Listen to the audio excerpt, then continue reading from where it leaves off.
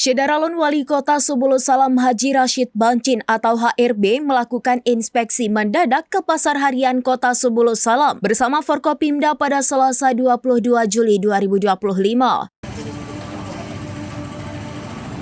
Sidak ini bertujuan untuk memantau langsung kondisi pasar, ketersediaan barang, dan harga serta mencegah praktek-praktek penimbunan yang dapat memperparah inflasi. Dalam sidak tersebut, HRB berdiskusi dengan pedagang harian mengenai kenaikan harga bahan pokok yang signifikan.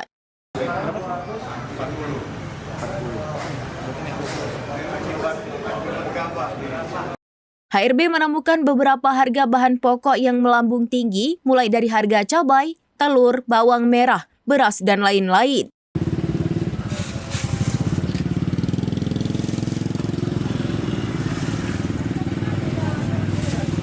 HRB juga mengingatkan kepada pedagang untuk tetap melihat nilai-nilai keagamaan dan tidak hanya mencari keuntungan semata.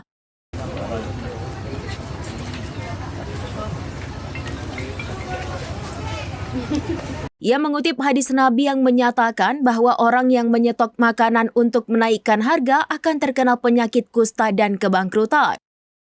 Selain itu, HRB berkoordinasi dengan Bulog dan Dinas Pangan untuk memastikan penyaluran bantuan pangan beras yang akan dilakukan nantinya tepat sasaran.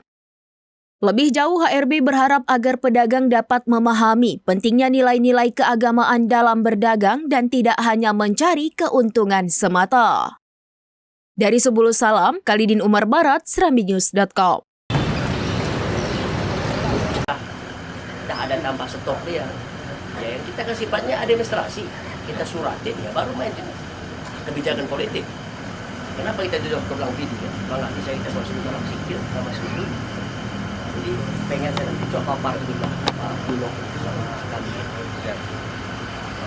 Oke, tadi pagi saya salurkan di 2 toko. Mungkin besok sama Pak Ganjar kita buka murah. Makasih ada nama ya, nah agak tahan ya.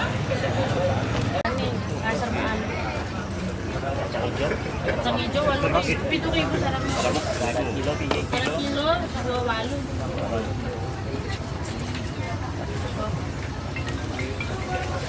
Download Tribun X sekarang. Menghadirkan lokal menjadi Indonesia.